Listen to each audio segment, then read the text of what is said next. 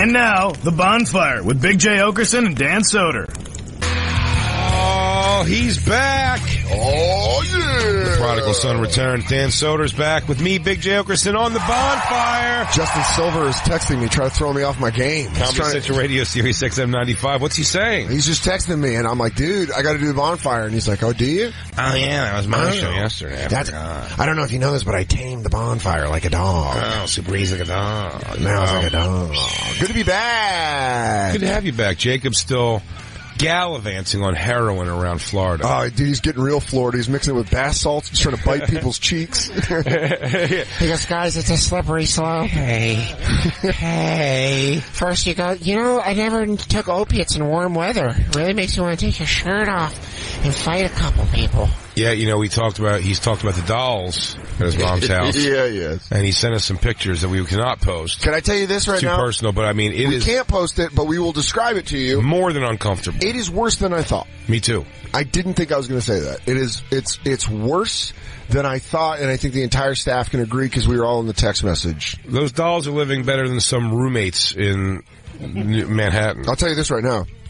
Those dolls lived better than me for 8 years in my apartment. That's goddamn right. That is very true. I saw the sun coming through a window in that picture. I didn't have a window for 8 years. There was company. Yeah. It is, there was company. To say the least, bizarre. Mm-hmm. It's very, very unsettling. It's pretty fucked up. Yeah, all fucked up. And that's good because we get into family stuff real deep. Next Thursday. Next Thursday. We're going live this Thursday. Right. This Thursday we're doing a special live bonfire. That's right. Well, the week we're in LA, our lost tapes. Oh, yeah, we're doing now. We're going hardcore. I think we found out that DJ Luke killed his dad. Yeah, we're kind of piecing it together at this point. That's your theory. That's you and the New Jersey Public Defense. Nice try, Narc. I got those cops off my trail years ago. He goes, you ever seen the movie Double Jeopardy? You can't get me twice for the same crime. I beat it. DJ Lou's new book, If I Did It. If I Did It. He goes, I'll tell you this would be with a ripped beer can in half, and I cut them open. Christine, you're not posting those. No. Okay. Oh my God, it's unsettling. It really is, and I'll tell you this. I love the bedspread. It's like people size and shaped animals. Wearing that middle one's like a cat face. It's a cat person with ballerina feet. She looks like a young B.D. Wong. I feel like they're taking better care of that. That's a great than Jacob. I feel like they take better care of that doll than Jacob. Oh, absolutely. I bet Jacob had to do doll chores as a child. They go, Jacob, did you change the doll? Did you brush their hair? Jacob, did you? He goes, my mom, I'm not done in the bathtub with my sharks. I'm in my bathtub with my sharks, Mom. Cut to Jacob's a fucking nervous wreck, taking fucking, addicted to hoot now. Yeah. Hey lady, you pushed him to the fucking, you pushed him to the He's on the hoot. Yeah. Now he's just got poppy seeds on the mind. He goes, I'm gonna go scuba diving off the coast of Afghanistan. Because if I'm lucky, I won't come back up. When he orders bagels, they're like, what do you want, Jacob? He goes, poppy seed bagel. All the poppy seeds just onto a plate. And if you could wet the bagel and really dump in the poppy seeds one more time. And then really get it. And then if anybody got a lighter, try to cook one of these bad boys, see if it pops open. Oh, God, There's a hot box's toaster by toasting poppy seed bagels. He's just trying to breathe the excess smoke of a burnt poppy seed bagel. Fucking the smoke alarm's going off. Jacob, what are you doing? What are you doing in the kitchen, Jacob? My dolls haven't been changed in hours. Mind your business, Meemaw. Shut up, bitch. I'm trying to get high. Trying to get high on this toaster. I need help. Oh, my little bubbler. That radio show turned you into a junkie. What's happening right now in Florida? I just need my hoot. Give me my hoot. I just want some more of my hoot. So what's weird is, Black Lou's been killing it on the Insta stories because he does it with the headphones. So it sounds like you're listening to the show and then you're seeing the video. He Instagrams like what he likes to fuck. Young white girls. Yeah. I have, but yesterday filming Billions, I felt like it was like, cuckolding, like watching you guys, Justin on the show. I'm all, I want to be there. I was like a dog barking at a TV when another dog's on there. Like, I want to play. Those guys all look fun. I saw That's like Justin. seeing a video of your wife cheating on you. Yeah, it really is. Because Justin was air drumming, I was like, if I was in the room, I'd be probably doing a Justin voice. Probably doing better. Even than that. I can't do air drum, but I can do a Justin voice good. To talk about, did you get to listen to the show at all yesterday? No, you were doing season finale, dude. Fucking big rap. Yeah. Big rap on Billions season 3 for you, man. Wrapped on Billions season 3. That's Premieres exciting, this Sunday at 10 o'clock. I've already seen the premiere episode. I got cut. They cut my scene because it's like, you know, after the end of season 2, they have to kind of do some resetting. So it's mostly the major characters, but I'm back up in it. Episode 2. Yeah. This season. I'm back in it, and then a lot in 3, 4, 5, and 6, and 7. That's great, dude. Yeah. 10 episodes? 12. 12 episodes. 12, starting this Sunday at 10 p.m. on Showtime, March 25th. Great, so check it out. Billions 3, season 3, which is weird because we were like talking yesterday and everyone's like, all right, see you on season 4. And you're like, what? Season 4? Like, it's weird. It's gone kind of fast. It's like high school. You're like, oh, fuck. It's what? Like season 4? Yeah. In how many years? 2.5, 3? Yeah. 3 years? I mean, we started this show right when season 1 was filming. It's pretty quick turnover. 6 months. 6 months of the year we're filming, and then the other 6 months it's basically airing. Or the other, like 3 months it's airing, 6 months we're filming, and then 3 months they're writing it. That is crazy, though. Yeah, you're going to senior year. Yeah, it's fucking nuts. Cause I jokingly said season 2, like by accident to somebody go, on season 2, and they're like, what? We did season 2 already. You're like, oh, spoiler, I guess Dan's character doesn't die. No! Yeah, all the things Jay said. Were they true? Some of them. But yeah, I didn't get a chance to listen. Oh, I had to tell him all about the rape. Oh, no, on the pinball scene? Yeah, the pinball scene rape. I had to tell him Jay, about I that. shared that scene with you. I'm sorry. I know you said you signed an NDA on this whole Can I thing. tell you? I had to tell him. Can I tell you a little secret behind the camera? Uh-huh. We actually did it. Full penetration. Full penetration. I took it. We showed it. We showed Those it. ass We cheeks. show it. It's one of my favorite Always Sunnies. It's one of the best things ever. Show it. Show what? Full penetration. One of the hardest I laughed. All the hits. With that episode, the gang gets M. Night Shyamalan. Mm-hmm. One of the hardest I've ever laughed at Always Sunny in Philadelphia is where they do the tracking shot of them with the blood, and then D goes, brains. Yeah, it's one of the funniest they things. Keep thinking this, the trick is, or the Shyamalan twist, it's a zombie movie. Yeah, and they go, cut, I'm sorry, what is that? She goes, oh, I Shyamalan'd you. Well, we had Justin. Yeah, Justin Silver, the and Tracy Carnazzo in yesterday. He's co-host of. And I believe, DJ Lou, you yourself also said you went home thinking a bit about some of the things that were said yesterday. Why? What'd you guys talk about? Well, Tracy discussed something that her and Justin did a show from a bathtub once. Both naked, I guess. Yes, that's what they said, right? Both naked. Correct. But it was just like friends, funny thing, kind of whatever. Sure, it is what it is. And that, if Justin, for instance, she said she's very into like friend help on sexual things. Whereas if Justin, being her friend, was like, Jesus, Tracy, I really I haven't had a hand job in a while and I'm just like itching and I want to knock one out. But she's like, I'd give you a hand job, but as like a friend, I would do that for you. What do you mean she just wants to fuck him? Well, there's that. I think it goes even deeper than that because she then started telling stories of, what was that, going on spring break or something, and these guys they were hanging out with, like, they thought they were all these guys thought they were gonna fuck them, but she's got a real thing with germs and being clean, so she was like, let me wash you guys, and they used to end up calling her, they said on the trip they called her, what did they say, they called her the washer because you weren't listening at all? When she was like, scrubbing balls. Like she would scrub guys like dicks and balls, like to get them like clean, and then so they would and they were only going to sleep next to them, no sex or nothing like that, and all these rules they were throwing down, and she was saying no, friendship. I go, okay, I go, maybe that's what you're looking at this as friendship. But I promise you, the dudes are letting you say that's what it's for. Better news for them. They don't have to hurt your feelings later if that's all they wanted was a hand job. But I promise you it's sexual for them. It wouldn't be sexual. If it wasn't sexual, you wouldn't come. Were they coming?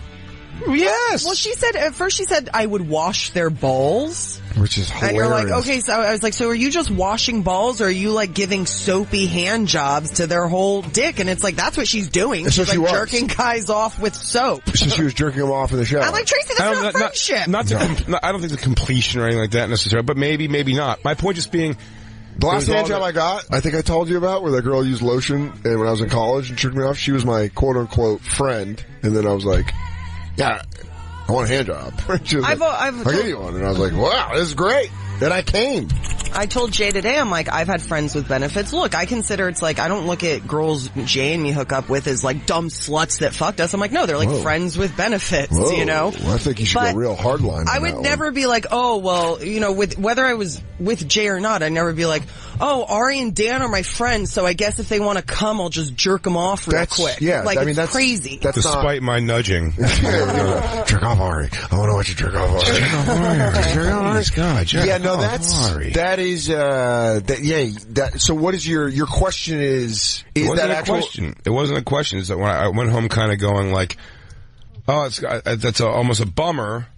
By the way, my discovery, I think, from going through this isn't so much of a bummer as I related to it and whatever, but I was kind of bummed at first that she felt like you're not leaving here really feeling like a friend would jerk off another friend. Because if I offered that, I'm just trying to think if Michelle Wolf was like, hey, can you finger me real quick? I'd be like, no, we're friends. What? But if a girl I wanted to fuck was like, oh my god, it's a bad example. So I think what's actually happening in here. But I'm saying if a girl that I wanted to fuck was like, hey, I haven't came, I'd be like, oh yeah, just as friends. Take a girl you don't want to fuck that much. Take a girl you want, and maybe you're an exception to the rule here. I'll give you that. But take a girl you don't really want to fuck. Okay. But circumstantially, that person's part of the thing. You're not really hooking up with anybody else in the group that's hanging out. You know what I mean? The girls or guys. And then the girl of the group, whether you're not into her facially, body, whatever the fuck it is, but it's just like, hey, what do you need? You need a hand job, old buddy? Like, there's a certain point at that time where you'll be like, yeah, I guess just go ahead, like whack me off, sure. Yeah. It's like, or suck my dick even. You're like, I don't know. We've all kind of taken that thing. But I started to feel bad because I had sympathy. And DJ Lou, you said you felt something about it when you went home too yesterday. Yeah, like how do I get a friend like that? That was what you were thinking? Yeah. That's hilarious. You could almost go, she was like, she's like my friends, it's like, I don't know, I let them like eat me out and they make me come and then like we're friends, but it's like she's not even like getting the benefit of the situation. Oh, I see what you're saying. So she basically is just jerking these dudes off and then they're like, we're buddies! It's what I did with that guy Nick. It's disgusting. I think she's saying... She had her clothes on. I think she's saying it's all... But here's what I think it is. I'm speaking for myself. I don't want to say people have different levels of self-confidence and anything. I think Tracy's a very pretty girl. So it's no dig on her in any way, but as myself being a big person. Yeah. Right? And growing up very much that way, I think she's doing an interesting thing that I bet people in this scenario do a lot. You're never making your heart vulnerable for somebody to make you feel upset. Yes. If you come in, so you go to if you just keep throwing around like, I will jack you off if that's what you want. I don't know if you're my friend, I'll do this to you. Yeah. I'll do it to you. You're my friend, I'll jerk you off. If you keep putting that out there, but we're just friends, to the guy you're super attracted to, that guy eventually will just kind of do like the, hey, will you really? Because like I'm not getting laid by anybody else tonight, and something's not going. Yeah, sure. You know what I mean? And I'd like to come right now. But it's just the guy. But she's going like, and don't get any ideas that it's just more than a friendship. Yeah, so it's a strike first thing. Yeah. I'm going to say this right now. We're only friends. So I'm going to jerk you off, but also like you're just my friend. But you'll still get that moment.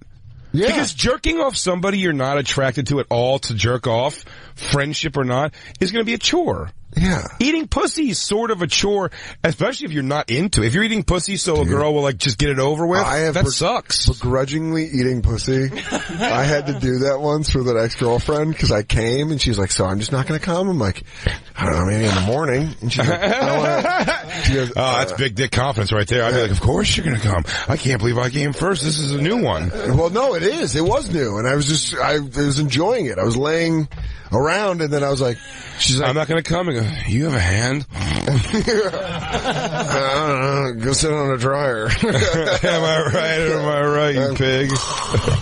No, but she was like, but it was one of those things where I was like, can we fuck in the morning? Because it was late, and I was like, can we just fuck in the morning? And I just came, I'm sleepy. And she was like, I want to come. And then you're like, fine.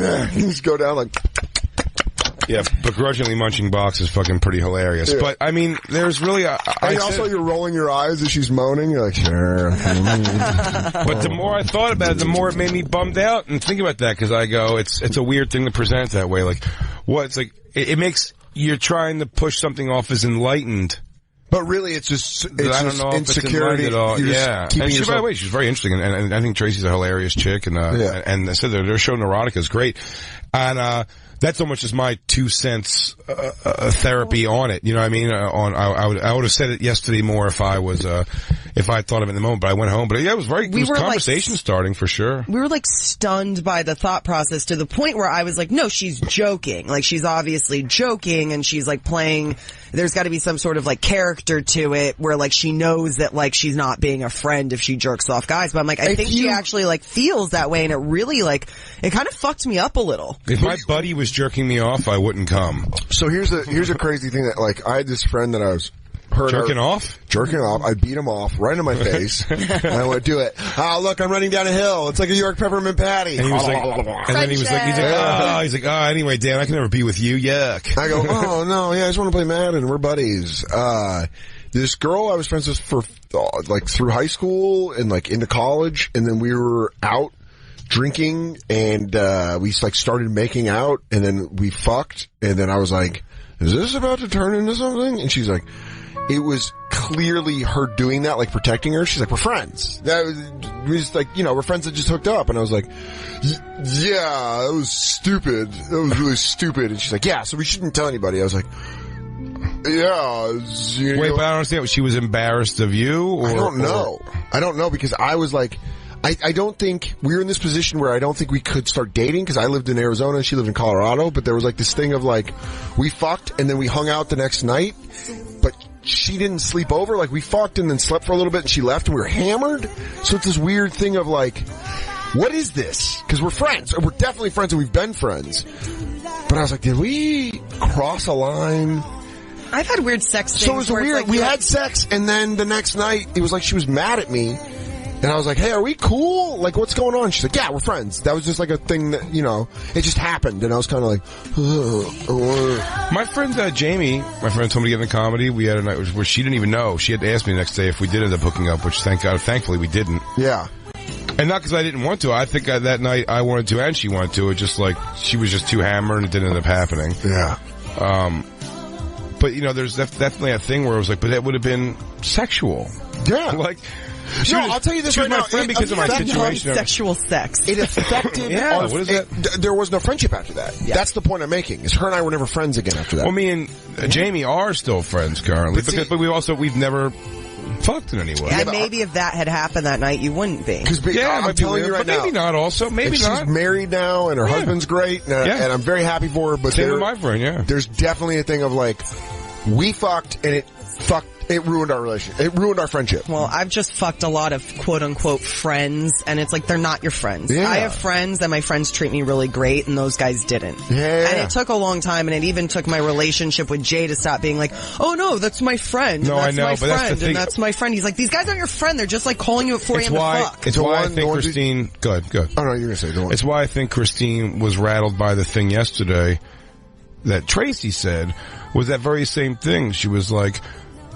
What you have to understand too is like while the guy is being a dick to Christine by the guy she considered a friend, where it's like, I guess jack me off, it's pretty cool. Yeah, he worked at Dos Caminos. Yeah. By the way, that guy was a fucking tool. No, I know. Oh, I'm sure. He skipped out on Sidework several times. I was not a fan of his. Oh, it's the worst. Well, he got fired so quick. Yeah, I fucking did not like him. Well, so she used to jack him, and then he'd finish up, and then he'd be like, thanks, and then he'd go to sleep or whatever. But and they ended up hooking up a couple times. But either way, the thing was, to his defense, ever so slightly, Christine, I think, was putting out the thing of times like, we're friends. Doesn't even matter. Were you weren't bearing your soul. You weren't saying like, I actually really want to be with you. You were lying to him to some degree too. There was such a lie to myself because I was very attracted to him and I thought he was really hot. Yeah. He's a good-looking guy. And instead of having the confidence to go, I want to fuck this guy and fucking him, I like made him my best friend. Oh, dude, let me tell you something about that. And there's a lot of people on this earth that do that. And my favorite thing is, with my ex, the actress in LA, she had a guy who was in the army. This guy served in Iraq. This guy's a fucking hero. he was her friend. They took an acting class together, and he's a friend, and I was like, this guy fucking loves you. He's in love with you. And she's like, he's definitely like consumed with like fucking her or something. At least. My God, his name was Z. That's not but he went by Z or whatever. Like, Z is just my friend, and I don't understand why you can't grasp that. I'm like, he wants to fuck you so bad, and she was like, you're insecure. Deal with it. Guys and girls can be friends. You almost gotta tell them, by the way, dumbass, I've been Z. I've been Z most of my life. Yeah, why do you think I'm a comedian? We're all Z. We're all Z. Do you think I got pussy and that's why I fucking do comedy? I got it because everyone's like, you're like a brother. And I still want my high school crush to want to fuck me in some way. I wrote. I want her to want to. You wish you wanted to. I wrote my high school crush into the pilot I'm writing right now just to have it a better life in the pilot than I had in my real life. This woman, I told you about the girl that strung me along for 5 years. From 16 to 21, the girl was like, well, maybe I'll suck your dick next time. And I'm like, no, we're best friends. That's my whole fucking life. So when I would tell her, like, hey, Z wants to fuck you, she'd be like, no, he doesn't, stop. So one time, this right before the show started, because you and I had a long phone conversation outside of her apartment about the Bonfire, about like trying to actually get it on air when we ran into that, all those hiccups. She went out there, and then I flew out a couple days later, and she was like, I landed and I got my rental car. I'm like, hey, I'm starving. I'm going to get Carl's Jr. She's like, I'm getting coffee with Z. I'll have him drop me off or whatever. And I'm like, great. I pull into her, she's staying at her cousin's house. I pull to her cousin's house. The truck, Z's truck pulls up. Danny gets out. He fucking U-turn, gone. She gets in the car and I go, so you just didn't want to meet me? She goes, oh, he was in a hurry. And I go, I bet he was in a hurry. I go, yeah, he absolutely wants to fuck you, and now I'm worried that you guys are fucking because of how that drop-off just happened. Because if this guy won't talk to me face-to-face, that means some shady shit's going on. And she's like, and of course, the girlfriend, I get mad at you. The smartest thing for him to be like, damn, what's that? I heard so much about you, man. Like, dude, I think you're fucking hilarious, man. Run right to it. Hey, what's up, man? It's so good to meet you. I heard so much about you. Because then, even if you're lying, you probably trick me. What are you going to say? You're going to be like, I also played with a fucking dumb comics ego. Be like, you think I'm really funny? Well, you guys got something going on. Yeah. You're right about it. Dude, I obsess over your fucking Comedy Central hour. I'm like, thanks, man. Z's pretty good, dude. And he's a patriot. But the whole point is, when we broke up, when her and I broke up, we didn't talk for 8 months. We talk again, and she goes, oh, you were right. Z trying to fuck me. And I'm like, yes, I know.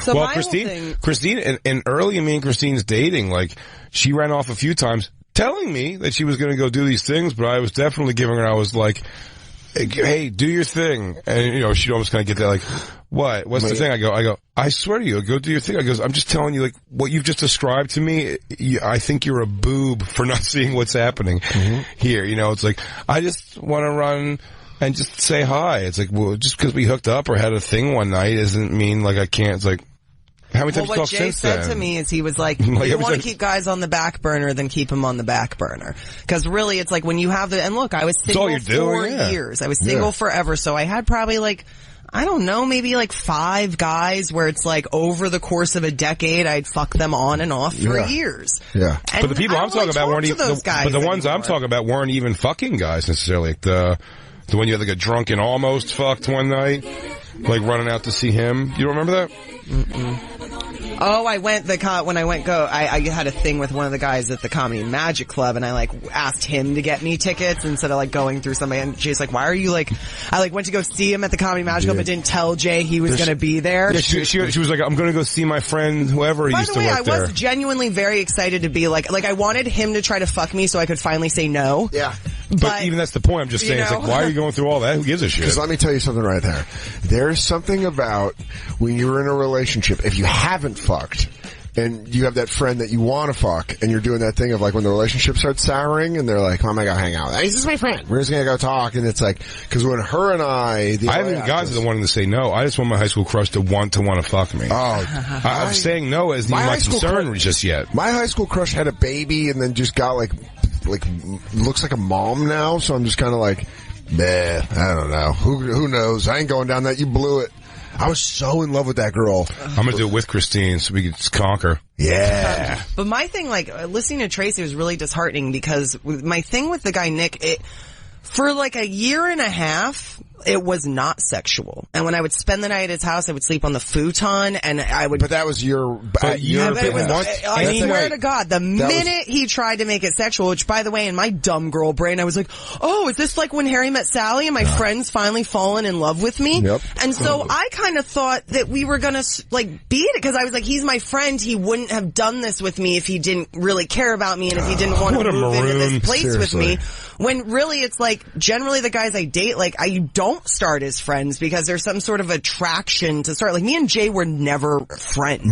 I had an ex that we broke up and she had the greatest line ever. Or I was like, well, let's be friends. And she goes, we were never friends. We were never friends. We were friendly. We were friendly, but we weren't friends. We weren't buddies that hung out that then started fucking. It was like we would see each other at the clubs and hang out and bullshit. I have been friends with someone and started fucking them and gone back to friends, though. I have not. I've never successfully done that.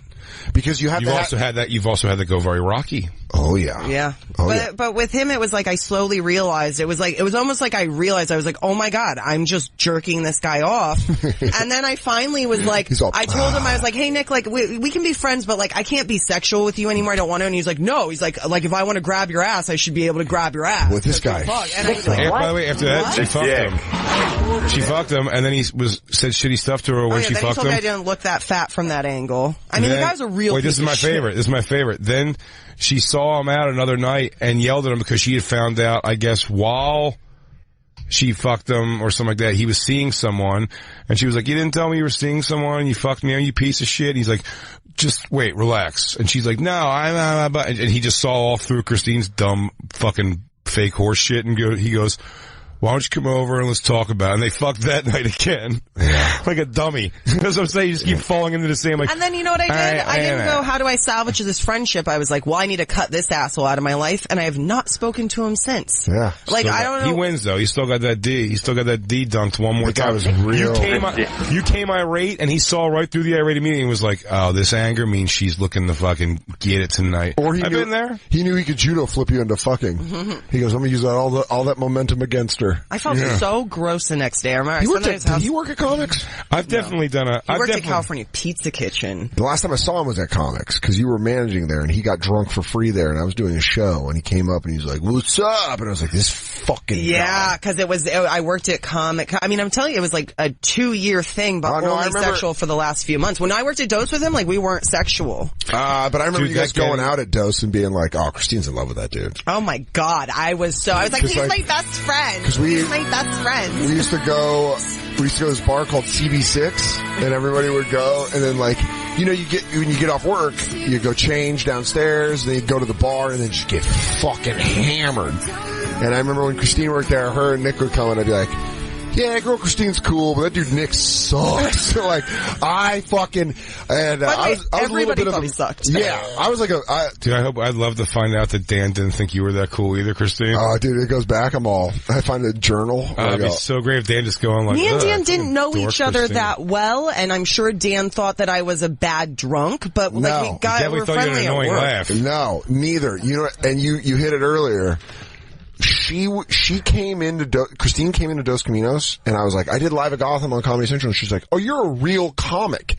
Won me over immediately. I mean, I was during the day, I was during the day waiting tables and at night doing stand-up, and so for her to come into the place that I hated the most to be like, oh no, you're a comic, I was like, right, aren't I? Am I a comic? But it's so funny, the thing what Christine did was like, Christine getting laid by that guy that night, the second and last time when she went to the place to be like, you were seeing someone the whole time? You have a girlfriend, motherfucker? Huge screaming match outside of when you came that whole thing, I'm saying it's just, I've done that before. Yeah. I've done the hair down your face in the rain looking up like, I just don't know how else to say I'm sorry. But in your head you're going like, this is all leading to me fucking her one more time. For somebody, just like, you know, like, I mean, you literally clawed your way back into a girl's heart to fuck her and then dumped her again. Did I? Yeah. I'm trying to think of what story that is particularly you're saying. The one that squirted with the full bush. Oh, yeah. Yeah. I mean, I literally gave like that, like, I don't know, it's just,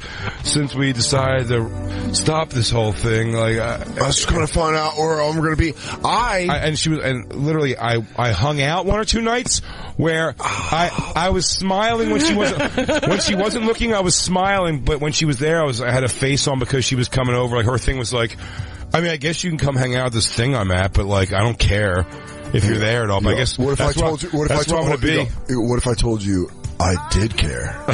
She'd be like, do you mean that? Maybe. Yeah. All those things. Maybe I'm being honest with you. Maybe I'm telling you the truth. Maybe I'm bearing my heart to you. Or maybe you're just not listening. Listen, I want Christine to understand the stronger value when we argue of even when I'm saying mean or shitty stuff because we're in a fight or something like that. And she's like, you don't love me? You're telling me you don't love me? I go, no, I do love you, you fucking retard. The depth of that is so much more. Yeah. It's richer. And has much more meaning than all because with this girl for 3 days, I did it next to her for like some weird thing that they were doing that I just kind of tag along on, and all her friends were being kind of weird and shitty, and she was shitty, but I was almost getting a kick out of it because I was like, there was a game to it where I was like, oh, she's gonna fuck me in a day or two, and she did. So you were laying low with the exact reason of like, I'm gonna fuck you, and then no, I thought like I wanted to get this girl like to be into me again and be back, and it was my, listen, I'm all fucked up from being a fat kid my whole dumb life too, you know. At 40 to call myself fat kid still feel that way, you know. And I still am fat. So I have these things in me for real, and I thought the girl was very pretty, so I did like her, but it was funny as soon as she was like, yes, let's make it official again. I mean, immediately when I hung up the phone, I was like, oh, it's like, you just made me so happy. I can't, as soon as I hung up, I was like, what? I was like, wait, I don't want to do that. Like, dude, I mean, you're explaining, what am I doing? You're explaining almost exactly the wealthy girl. Yeah, the exact phone call. You're like, what the fuck am I doing here? Why did I get back with her? So in love with her. And then she's like, I don't think I want to be in a relationship with you. And I was like, this is fucking bullshit. And then she was like, I want to be with you. I made a mistake. And I was like, great, let's be together. And I got in, I was like, oh, this is wrong. Oh shit, this is wrong. Oh fuck, this is so wrong. Like after like a month, I mean, you know, signs of her not coming to Queens and that kind of thing. You're like, oh, maybe it's both of our There was things out there. Hang on, Christine, before you get into, because I know we're a little late here, let's take our first break. When we come back, I want to get the phone calls lit up here a little bit. I like to hear from guys and girls, but women particularly, on your opinions on what was said yesterday about that, the friend, a real genuine friend, I don't care, I'm just going to look away and jack off a guy with no emotion thing.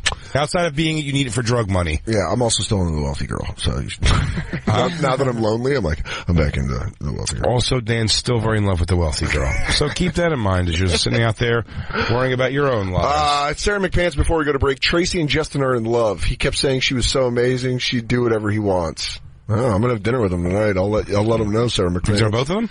No, I'm having dinner with Justin. Ooh. I'm trying to fuck. Ooh. In a non-friendly way. You're going to get it, everybody. We'll be right back, everyone. And also, we want to hear from Danny in Los Angeles. Has some breaking news. He says he was at Dr. Phil today and somebody stormed the stage. Do we want to take that call real quick before we go to break? No, because that's going to be a call. We got to take a commercial break.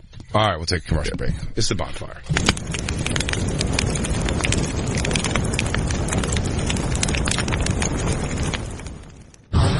And now, back to the Bonfire with Big J. Oakerson and Dan Soder. Bullet hits the bone. Golden Earring Day on the Bonfire, Comedy Central Radio, Sirius XM 95. I'm Dan Soder. That's Big J. Oakerson, who's going to be at the Improv in Brea, California this Sunday, March 25th. I'll be at New Louis Japan. J. Gomez joining. Louis J. Gomez.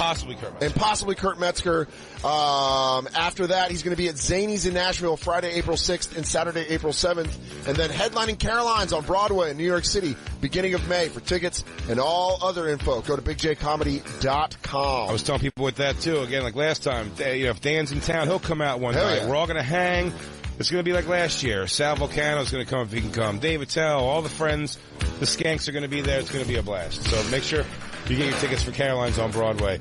Dan Soder is going to be at Helium in Buffalo. You're damn right. Thursday, April 5th through Saturday, April 7th. Get tickets for that and all Dan shows at dansoder.com. And make sure you check out Season 3 of Billions premiering.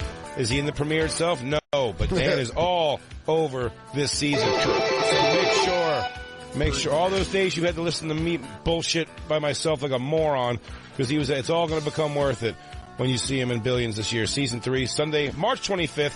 Showtime is the premiere. And we're going to be at Moon Tower, everybody. Hell yeah. April 20th at Antone, 7 p.m. So go get tickets right now at Moon Tower's website, moontowercomedy.com. I don't know. moontowercomedy.com. I guessed it right? God, I'm good. Hey. Hell yeah. Oh, hey. Sarah McPants says, Jay was totally right. It's a defense mechanism to hand out sexual favors as the cool just friends girl. You don't see really hot people doing that. No, you do not. And I say that as a fellow chubster, no judgment. That's from Sarah McPants. Well, I'm saying I get the idea of it because it never puts you in a vulnerable state to be like, it's house money. I like this guy. So you go, it's like, nah, I'm so fucking badass. I'll just jerk him off. I don't care.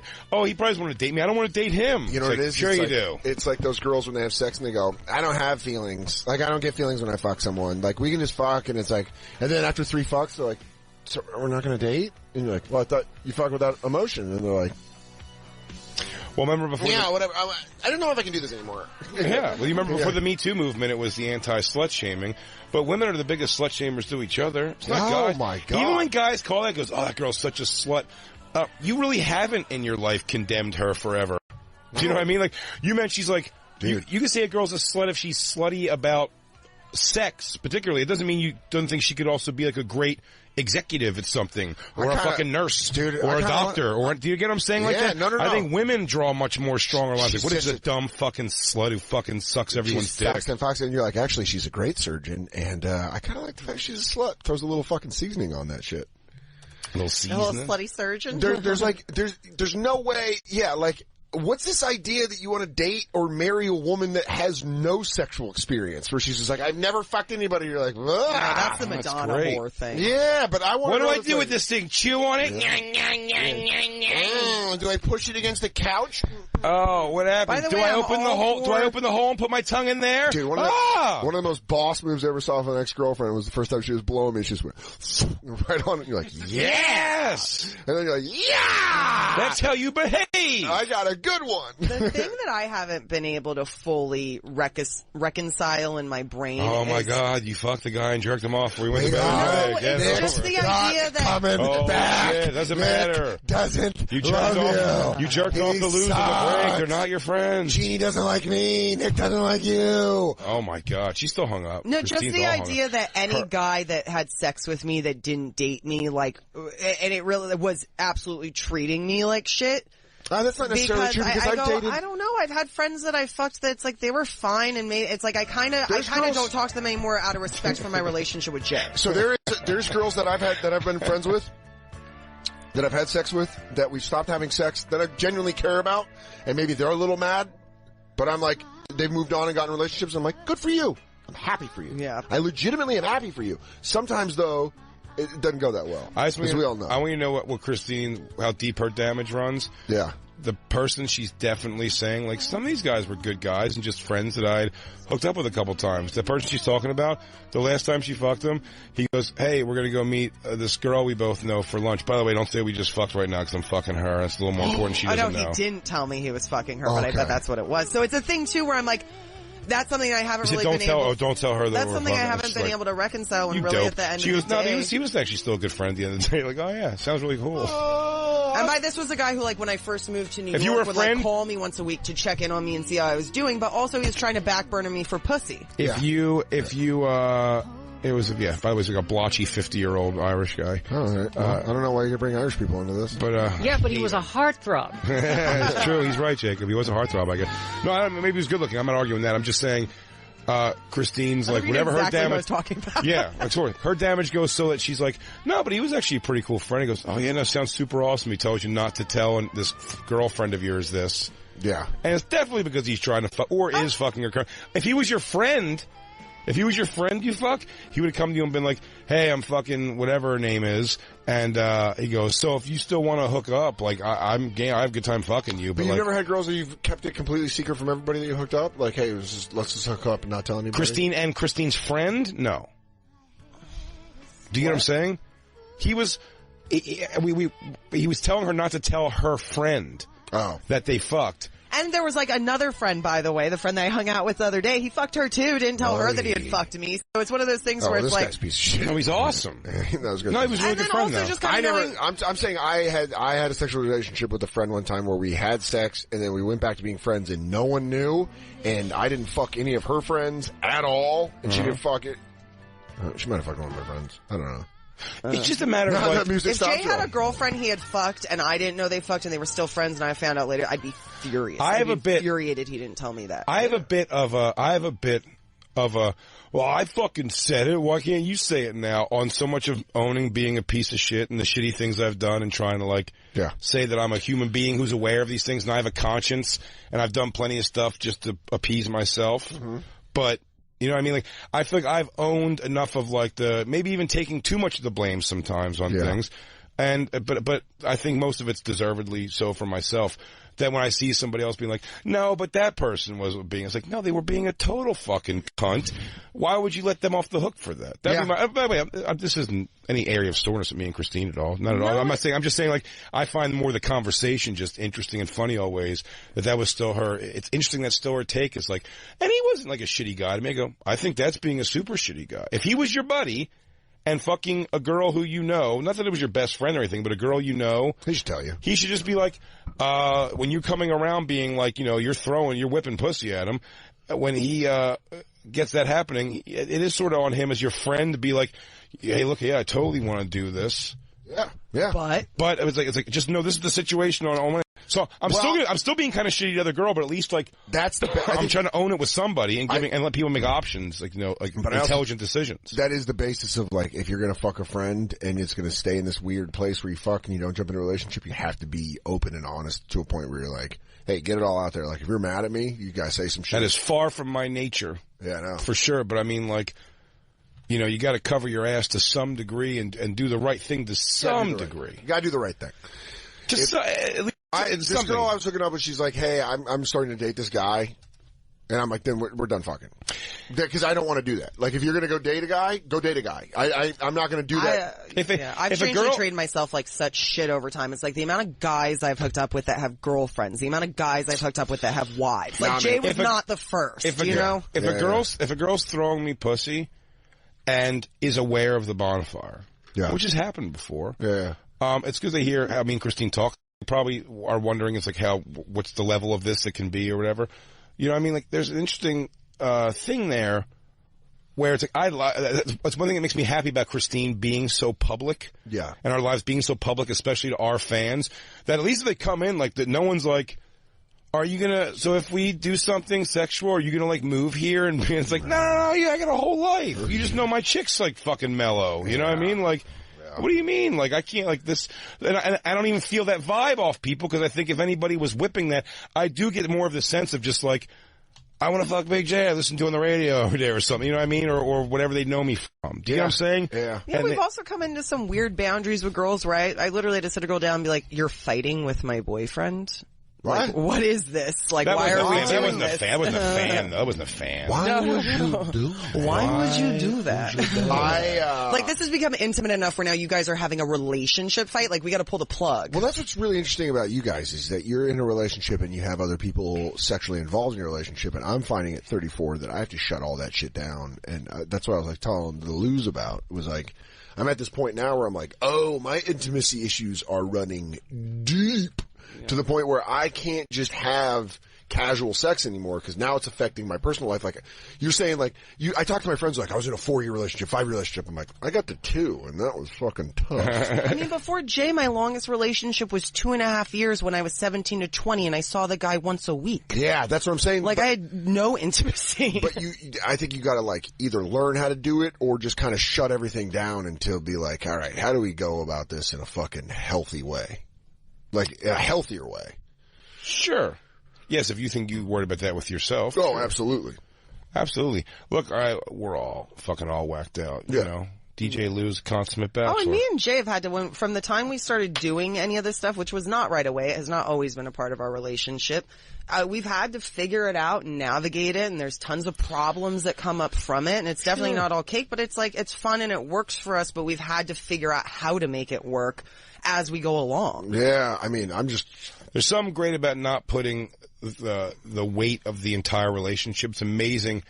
The weight of the entire relationship shouldn't be put on one anything. Yeah. It shouldn't be put all on fucking. Yep. It shouldn't be put all on money. It shouldn't be, you know what I'm saying? It can't be put all on that. You know what's funny you say that? I think a relationship should not, it should be less, it should be less than 50% towards a breakup point for simple fucking behind someone's back. What is having a full-blown relationship relationship is a different world. What do you think is more dangerous for a relationship? Basing it on sex or money? More dangerous? Like for the relationship. I think money. Like if a girl's with a guy for money and has no sexual attraction to him? No, but I'm saying like the basis of the relationship is money. Money brought you two together. Money's the thing that you celebrate, whereas sex brings people together and then they just fuck, and then that's just like their identity of the relationship is like, we fuck. Man, I prefer the passion one. Yeah, I mean, but that's gonna end in murder. Or the money one. It's definitely more like heated in every way. It's like, a relationship based off of that kind of shit ends up being a lot more fighting than other relationships. But a relationship based on money is a lot colder. It's a lot fucking like, all right, how do we? It's situational. It's situational. You've been put together. Yeah. Almost. You know what I mean? Yeah. We're supposed to be together. You see couples like that traveling around doing comedy shows. When you get to those, especially those oil cities, man. Edmonton's. Yes. Dallas. And they're down. When you see these guys, like, what's the guy that always comes? I love him. Sweetheart. The guy who always comes to the cellar. I believe he comes with his mistress. Yeah. And he's like an older guy, good looking guy, but older, wealthy guy for sure. And this chick's not even young. She's not even young. It's just like, I think it's just like his. Young for him? His side chick in some way. And by the way, this is all like, I think I've heard this in speculation. I don't know for sure. But either way, when you just see that thing, you're like, oh, well, it is though based all off of like fucking money. I mean, not that you can't fall in love eventually through that. You can. Sure, yeah. Lifestyle. Lifestyle is a different thing, but I think when you see those women where you're like, oh, that dude is definitely paying for that woman's entire life and she fucks him for it. That's a dangerous fucking combo.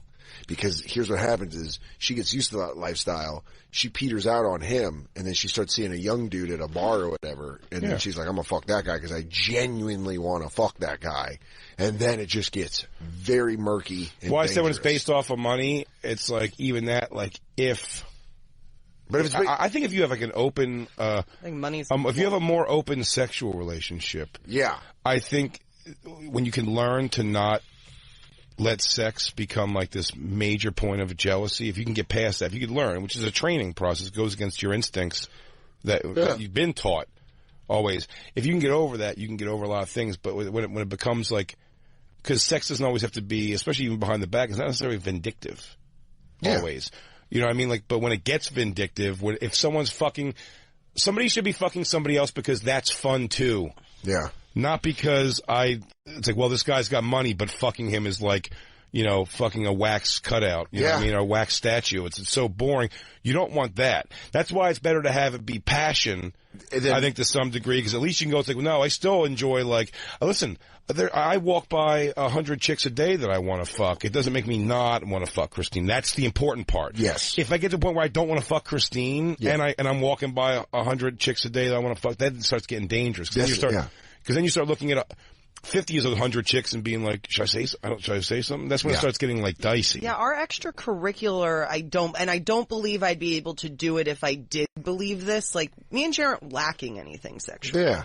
Like, we have a great sexual relationship one-on-one, and, you know, because of that, it's like we're able to do the things we do, but also it's like, when you come into a relationship with somebody, like, cheating... we always Skype my brother always, so it's like, 1-on-2, but that's you know what I mean? It's like, we came into this relationship cheating, so to think, you know, that, like, we're now gonna be this perfect monogamous couple, and that's all gonna go down perfectly, it's like, I feel like, with the way that the shape of our lives, it's like, if Jay fucks somebody on the road, and then has to be like, hey, just so you know, I fucked a girl behind the back. Like, I'm not going to be like, oh my god, I can't believe you touched another woman that way because I've watched him do it. Yeah, but the thing about...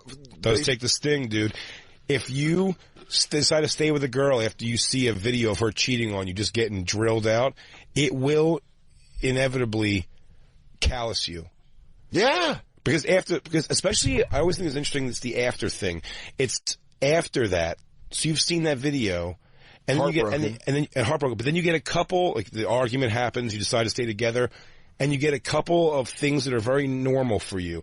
A couple of times you go to the movies, or you sit and binge watch season 3 of the show you guys love, or do you know what I mean? Yeah. You start going, it's like, well, fuck, she was getting like railed out by by that guy or those two, whatever the awful thing you saw was, and you're like, but this is still the chick that I've been sitting here watching the show with and laughing. Yeah, but you don't feel betrayed. You don't feel fucking. I can't do this. Again, it all comes down to why she did it. Yeah. If they did it because it was Black Lou just emphatically shook his head no. I'm not, it's the most I've ever seen Black Lou. By the way, in his shirt, looking like an assistant principal right now. We don't do that behavior in these You might not hallways. be able to get past it, but I think the hardest thing to do is understand if you find out something new that's bad about somebody, I don't think it always negates. You don't. My biggest thing when I broke up with Carla was going like, man, I don't want her to think that nothing she knows about me is real.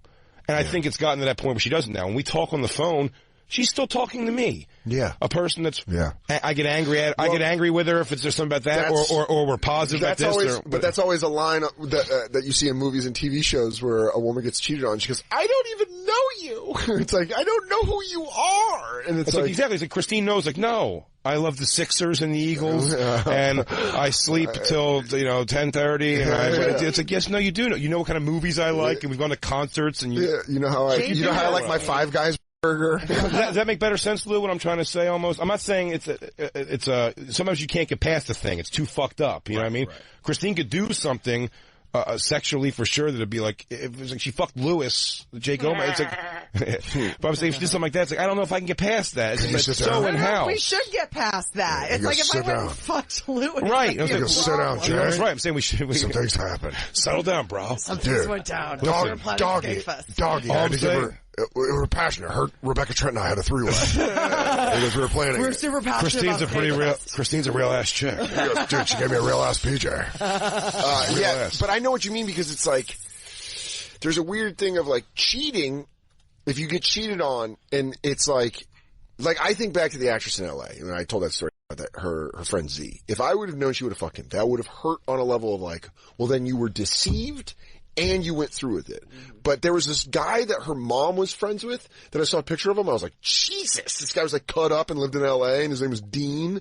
And I was like, if she would have been like, I fucked Dean because I was horny and I had a couple glasses of wine and I was out there, that I think I'd probably be like, not that I would be cool with it, but I'd be like, I could see me if we were again very much in love and the relationship was still going well, maybe. But if it would have been that friend, I would have been like, you got fucking tricked. You tricked me. There was, that's a really fucking difficult question. Also, I called you out on, I said this was what was going on. You didn't see it coming.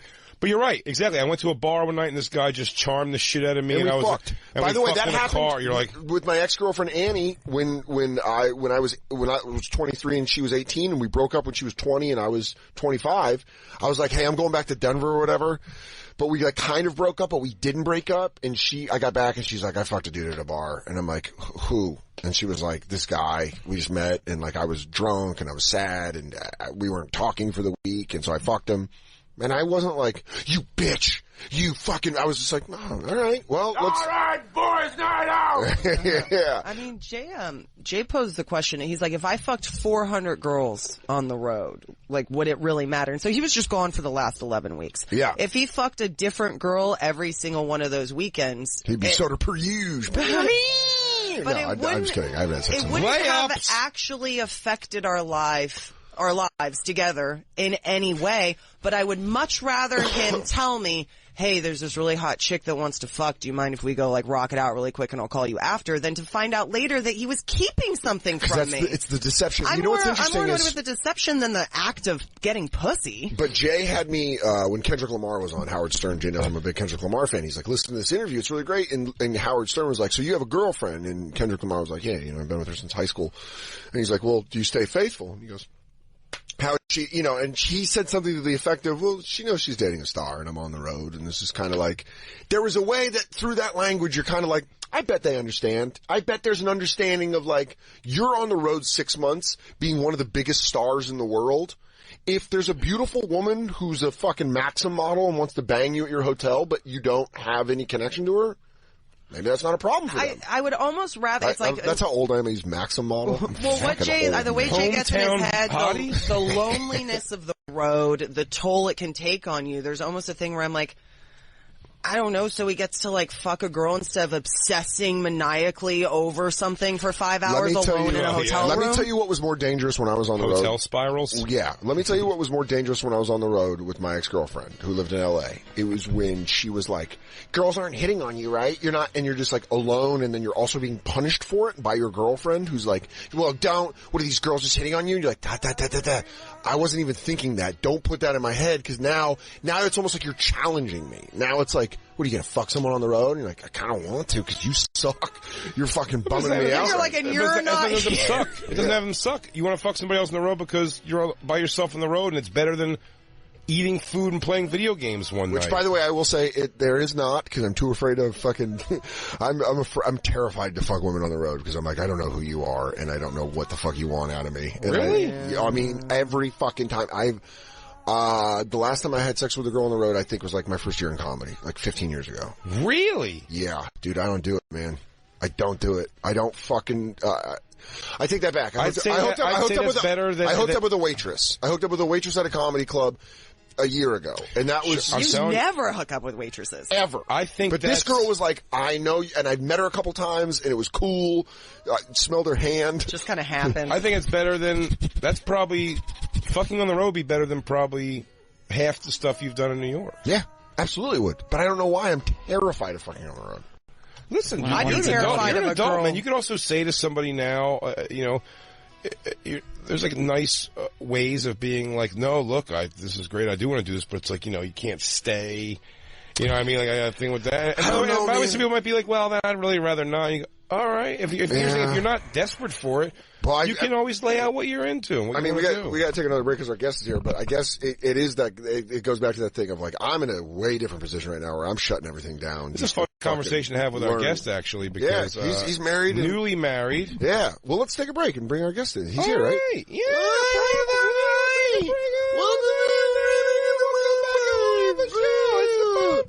I'm Jay and Dan.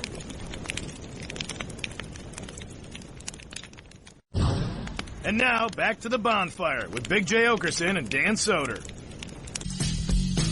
Yeah! Golden Earring Day! All day on the bonfire. Everyone in the room's feeling it. Even Black Lou's getting a little air guitar-y. Yeah. Big J. Oakerson, Dan Soder, Comedy Central Radio Series XM 95. It is the bonfire. Our guest joining us. Yeah. His new special now streaming on Netflix on season 2 of the stand-ups, and his podcast Tuesday with Stories with co-host Mark Norman, available on iTunes. Give it up for the hilarious Joe List, everybody. Yeah. So many people in studio today. Yeah, 60,000, dude. Joe List. Joe List. Joe List. Joe List. You can catch him at the Ann Arbor Comedy Showcase in Michigan, April 5th through the 7th, and the Tacoma Comedy Club in Washington, April 26th through the 20th and 27th. For tickets and other tour dates, go to comedianjoelist.com. Boy, thanks so much, guys. Joe, congrats on the half hour, man. Yeah. Thank you. It's exciting. I feel great. I'm glad I got here for Radar Love and not any of the other Golden Earring songs. Twilight Zone? All right. Twilight great. Zone, fine. I'm just saying that's their best song, wouldn't you say? When Jay recommends music sometimes, or whoever recommends music, Jay goes, Golden Earring? And I was like, I don't know. And he goes, I guarantee you download it by the end of the episode, because he's done it a lot, where he's turned me on to bands. And halfway through Radar Love, I was like, yeah, I'm downloading it. Yeah, of course, you got it. That song's amazing. That song reminds me a little bit of Ballroom Blitz. There's kind of similar rockers where nobody's like into that band so much. But I guess you're into Golden Earring. I put it in the same thing, though, as like Jukebox Hero, too. Yeah, Foreigner. Another kind of feel, same feel. But Foreigner's like got so many hits. Remember you told me one time that they did not? Yeah. Do you remember when you said that to me? Hey, Jay, can you not do this in front of Joe List, whose new special's out on Netflix right now? You can stream season 2 of the stand-ups.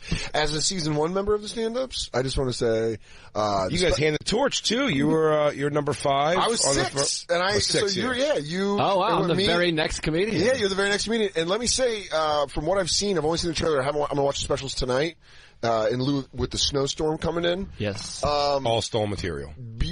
Joe List stole everything from me. That's my joke. Everything's been stolen. My aunt was worried about a man in the shower. It looks unbelievable, dude. I really like what they did with season 2. It's kind of like new set. Yeah, it's funny because my mom's a nanny now, and her family, whenever I meet the families of her being a nanny, they're like, your mom is the best. I'm like, yeah, I'm the prototype. I'm the one that got fucked up, so my mom could be a good nanny. But I watched season 2. You see this head? She wasn't always great. Yeah. It's called second trimester, lady. Lay off the vodka gimlets. But watching season 2, it's like, oh man, yours is way filmed better and the better venue. So I'm excited to watch the specials with a tinge of jealousy. Oh, well, thank you. I appreciate it. Well, if we knew they were going to suck everybody's dick so hard the second season, Dan would have held out. Yeah, right? Well, the sequel is always better than the first in all situations. Whoa! Major League. Could you imagine? Rocky. Could you imagine a Ghostbusters franchise without Vigo, the master of evil, trying to battle my boys? It's not legal. Oh, Brent Marin up there, Rachel Feinstein, Jeannie Asheray, Aparna, Kyle Kinane. That's a good lineup. You really combine those names. Aparna, Kyle Kinane. Aparna, Kyle Kinane, Jeannie Asheray. I wasn't going to try to take the leap of doing Aparna's last name. I'm friends with Aparna. I don't think I've ever said it. Yeah, I've known her for a decade. I believe it's Nancharla. Nancharla. Okay. Yes, Aparna, I think. Nancharla. But it's definitely one of the names that a lot of hosts go, ah! You guys are right there. You guys do. I call her the Indian chick with the thinner head. You guys go back to an overview because it does look like a news team. Go back. Go back. Hi, we're the new cool news team. We're Channel 1 News. You guys remember Channel 1 in middle school? Of course, Anderson Cooper. Well, he was on that? Yeah, that's how I know of Anderson Cooper. I mean, I know of him now because this is the age difference. Now with the weather, Joe Tornado List. Joe! Whoa! Things are getting wacky and stormy up at this eastern seafront. Hope you guys got your goulashes out because it looks like tomorrow's going to be a wet one. Coming back with the current events, we got Aparna. We're just going to go there. Joe, I know you are pretty recently married now. Yeah, but 7 months. You were together how long before that? 6 years or so, about 6 years. Really? I like to really put some seasons in. You want a good weight gain, you want a weight dip, you want some sad days, a bad day, a TV set or two. That's a good run. Did you have experience of a lot of single being on the road? Because Dan, I was surprised to find out today. I did not actually know that at all. Really? I just would have assumed that maybe not with frequency, but that you would get laid on the road once in a while. And Dan says once ever, a waitress, one time. I didn't even have sex. I just caught a beach. What do you mean?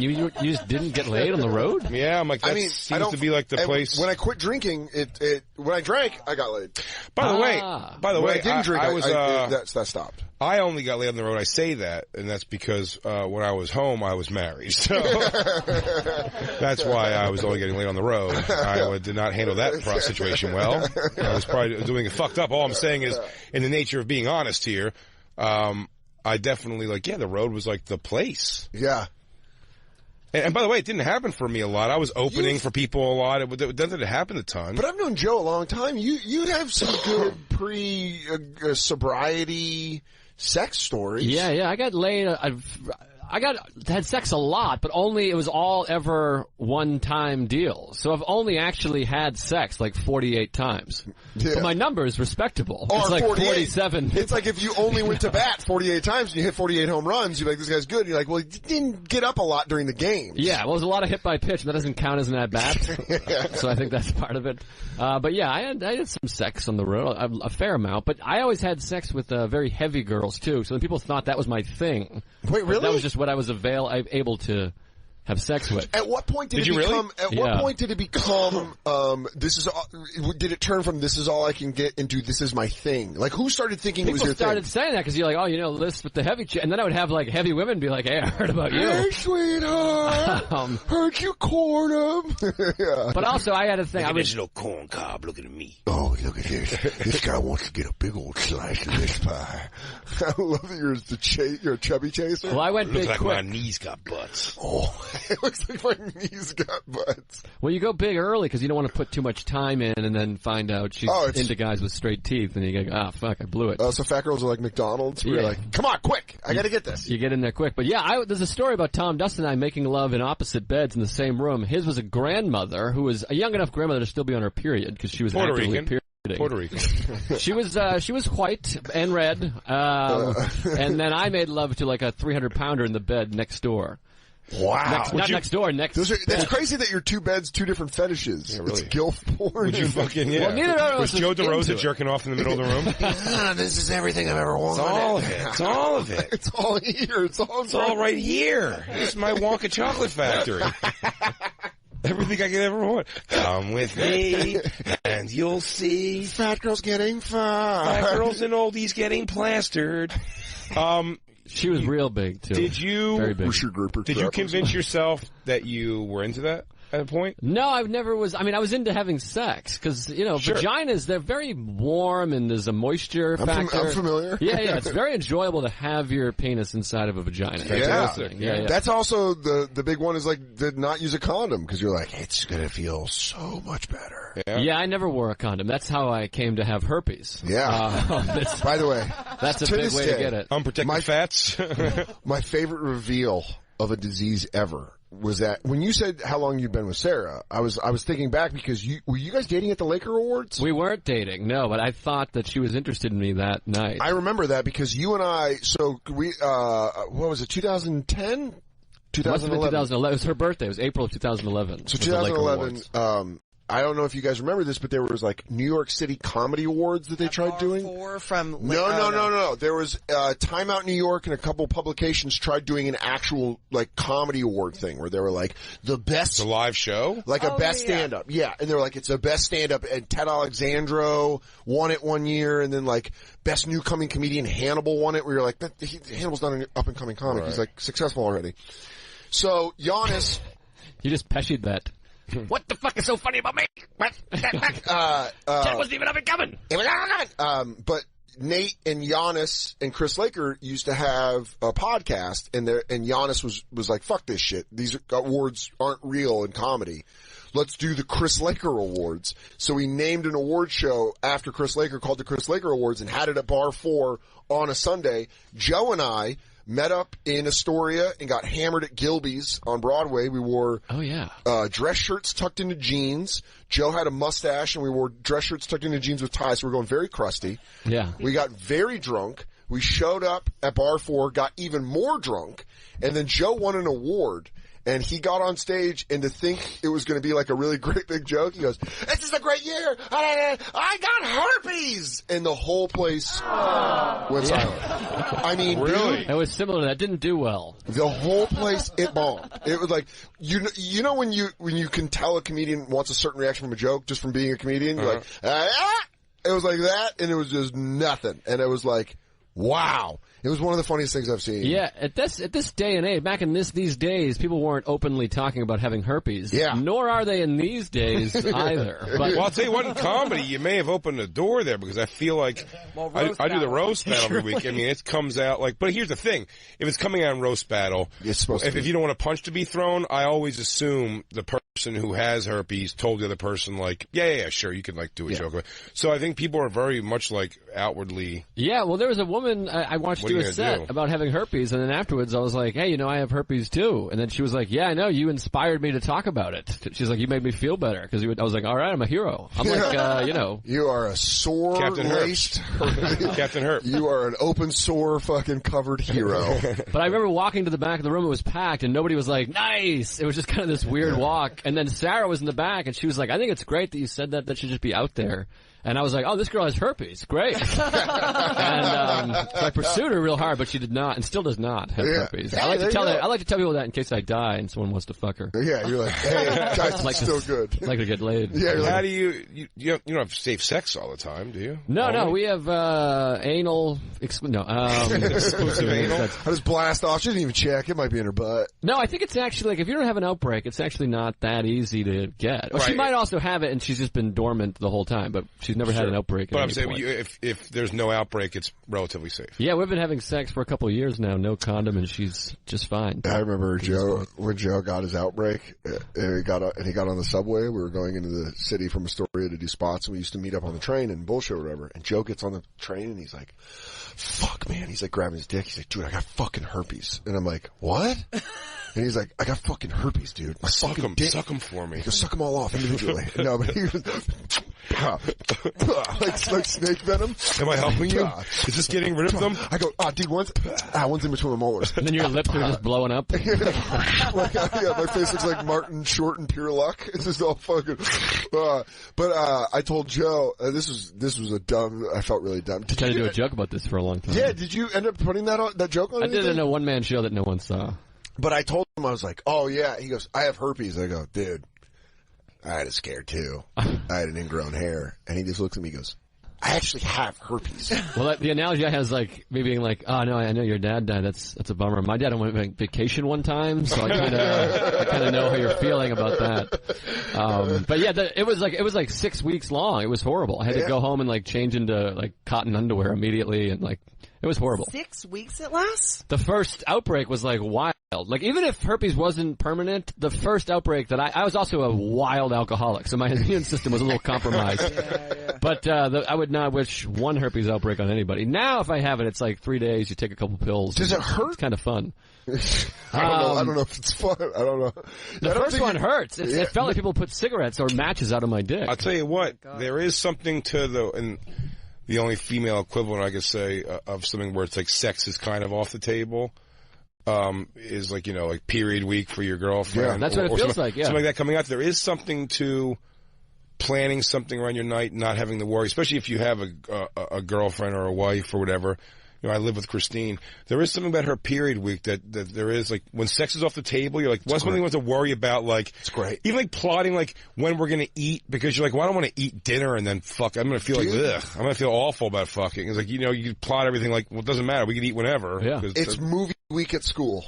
It's like when you're in a relationship and your girlfriend's like, I got a period, you're like, well, we ain't gonna do homework, we're watching Land Before Time for 3 days. Yeah, he goes, oh, so I can play Madden all night? Yeah, I love that there are girls that we met that like have IUDs and they just never get their period, and I'm like, you never get a day off of like having to be sexy? That sucks. No, but she could, listen, that girl could always say she has it. Who the fuck knows? You know what I mean? You're saying if she had a boyfriend. Just to be a woman that like never gets her period. Like, whether it's birth control or an IUD or whatever, and you just never get that time to like decompress. Right. No, but I think you prefer, that's dumb. You'd prefer to not have a period over have one. Like, you hate that. It's not like Josie being like, no, I'm glad I have herpes because it gives me 3 days off. I'm just saying it just changes the focus of your days. Like, it's amazing taking sex out of the even potential possibility of the day. Right. Well, I remember I was going on some dates with a girl that we called, I won't say her nickname. I'll say it off air. But in case she's listening. But I was going on a few dates with her, but I had like the herpes outbreak. So I just kept being like, all right, good night, and like kissing her on the cheek. And she really thought I was like a sweet gentleman, She's like, what a good boy, this guy is. You had a lava-spilled dick. Yeah, I had to wait for my dick to boil over. Yeah, that's I definitely had weird dick things I was worried about where I was like, you're like a total gentleman. She's like, no, we should wait. Dude, I'll tell you. It's like, no, but I really want to. He goes, listen, I want to too, but we have to wait until I can fucking nail clipper these fucking little weird tags off my dick. Dude, that's exactly where I'm going. Of course! I remember one time when I was working at Dose, I would go to Bellevue because it had free medical thing, and I got a couple warts burned off. With liquid nitrogen. I got a couple warts burned. And that night I went out drinking, and this waitress that was so hot at Dose was like, I want to fuck tonight. And I was like, what? And so when she blew me, I had to hold, we didn't fuck. She blew me, but I had to hold my dick, and it was near the base, the warts. Yeah. So I had to hold an E-cord the entire time because I was like, I couldn't let the finger slip off because I didn't want her to be like, what is this scar? And you're like, no, what? Just keep going. She died of mouth cancer 3 weeks ago. She's married and she has a kid. It's happened so I checked it out. I don't even know if I still have HP. I don't know. It goes away. It does go away, but I don't know if I have it. Smoking goes away. But I don't know if when Christine quit smoking goes away. If I'm smoking, I have it. If I'm not smoking, I don't have it. Wow. In the few instances I've had, like one or two show up together, once I found out, when a doctor told me one time, almost like a sort of a janky doctor that was like, I mean, you can really cut them off yourself. It doesn't really make a difference. Really? Yeah, I mean, no doctor. So you can save your phone calls. No doctor's going to be like, you shouldn't do it, obviously, but like, I mean, honestly. What did you use? Nail clippers. Oh my god! How fucking painful was that? By the way, so I swear to you, all my life, Dan, not at all. Really? No, it's a thing hanging. It's like, it's honest to God, you clip it, and you would never even tell there was something there before. Little Neosporin. It's like a nail. I'm like fucking Rambo, dude. So whatever's in the butt of my knife, I use. I burn it with a blue tip match. I can light anywhere. Yeah, I go in Jay's bathroom. He's got a match, and he goes, "You want to watch me take one off?" Dude, Dan, you know how to do a field dressing on a penis? Sorry, hold on. I'm gonna get back out there. That's fucking nuts.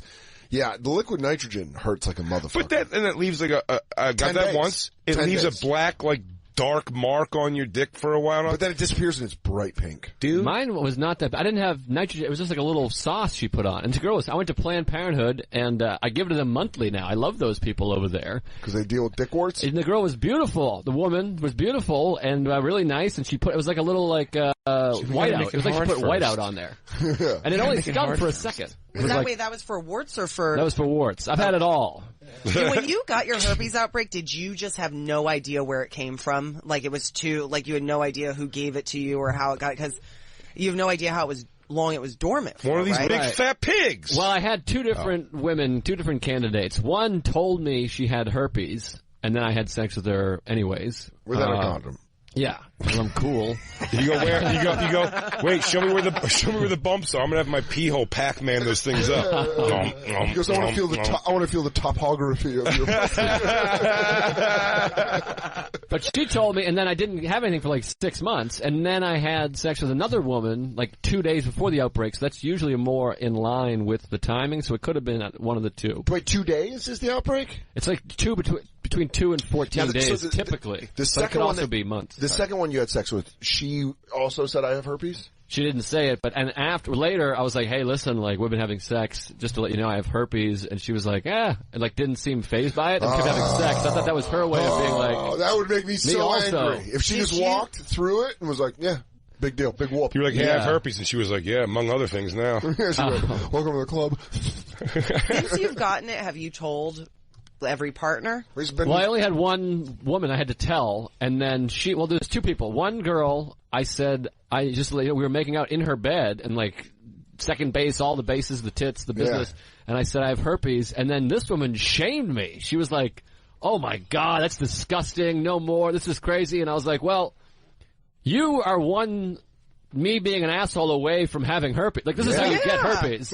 I'm just a good person. You're in the fly trap. So you shouldn't be less judgmental. Like, you were about to get herpes if I didn't just say I have herpes. Maybe that was her negging you. It was really annoying. Gross. Why don't you throw your herpes dick in me?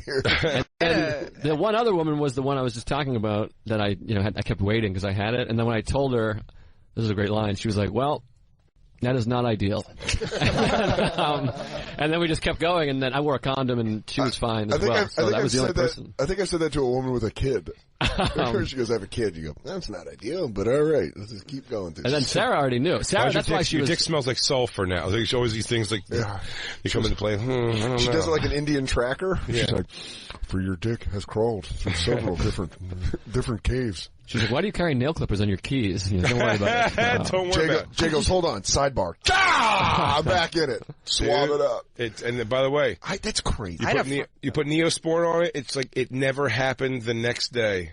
I'm telling you, because the thing is, what they're on your dick by is so thin. Mm-hmm. It's like a skin tag. You ever get a skin tag in your life? Yeah. You can take those off with nail clippers too. I tried to do that and I bled like a sieve. Here's the thing. Also on your dick, it bleeds a lot.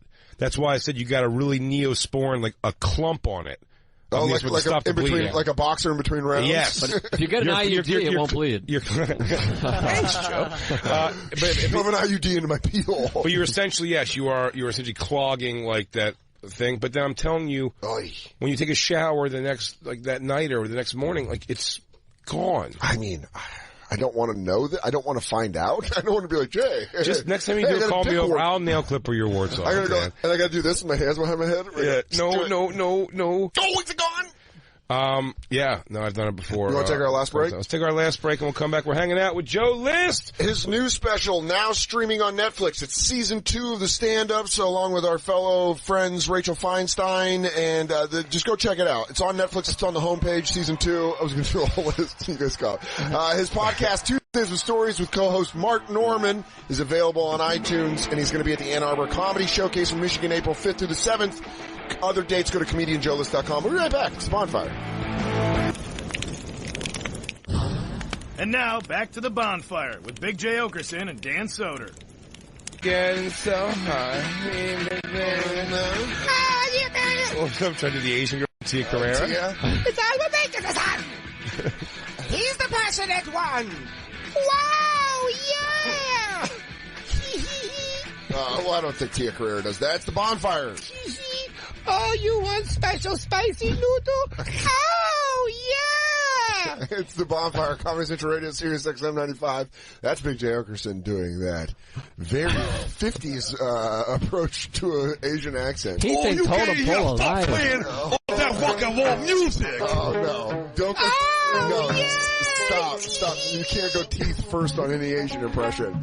Oh, damn, you were all about that. You bring a great disrespect to me. No, I'm doing real rice hat Fu I Manchu. know. No, Dan, you thought wrong about that. I do Trey Parker and Matt Stone Japanese. Our guest today's new special out on Netflix, season 2 of the Stand-Ups, Joe motherfucking List. Thank you. You can also check out his podcast, Tuesdays with Stories, with the one and only Mark Norman. Yeah. And season 3 of Billion premiere. Oh, that's yours. Yeah, thanks. Hey, dog, can you step up my plugs? Can you step? Hey, dog. Is this White Lion? Yeah. Is this Golden Earring too? This is White Lion's Radar Love. White Lion. Put your headphones on. I got weird inside information once that White Lion was a rock and roll boy band. Essentially, they were pieced together by a record company because no one even knew the guy. Like the lead singer was like a guy they brought in from like Sweden or Norway who just had a good voice. Wow. You ever see him? Bring up White Lion, Christine. He was fucking total pretty. There's nothing that I love more than a crusty European trying to act American, where he's like, Family Guy did it best. Where he's like those guys that are quasi-American. They're like, on the discotheque. Oh, dude, absolutely. Yeah. Christine, bring up the song Wait by White Lion, the video, and let that play, Lou. Let the video play when she plays that. This woman's hot. It's an ad. Yeah, no, Joe. not wait. Not like wait fat. Horny. Wait a while. Joe, this is what happens. I yell at Christine a lot. She's hot, too. Yeah, Who's this dame? Who's these ladies? It's amazing, man. You could dress like this at a time, and just it would rain snatch as you walk down the street. It's so weird. This is so far removed from anything that would you know what I mean? Yeah. Guys can dress currently right now like 70s-ish. Yeah. And if you're a good-looking guy, like pull that off. The best-looking guy couldn't pull off walking around like in a short leather jacket with like a Gold's Gym tank top underneath. No. And like Here's my question, Black Lou. Has this style finally hit the black community now? Tight leather pants, that kind of stuff? You look at it like Migos? Oh, definitely. Migos. So they're going through basically their 80s hair metal stage right now. Right. I think they're trying culture. to do more Jimi Hendrix feel to it. Well, there's no I'm not getting that boas. vibe. I'm not getting that vibe at all. I'm getting way more 80s hair metal. I'm getting a real big White Lion vibe off those Migos. So White Lion is no affiliation with White Snake? Nope. The band that looks and sounds exactly the same at the same time? Well, White Snake, in fairness, White Snake was David Coverdale, Rudy Sarzo, those are big ones. Those are goodies. No, but I'm saying this does look like White Snake came out and someone was like, what if we do the White Lion? Oh, yeah, for sure. A lion is tougher than Snake. What beats a lion? A tamer. We are white tamers. That sounds like slavery. Turn it up, Lou, though. I'll get you here. I'll get you there. I know how to get my Dan right here. Ooh. A little louder.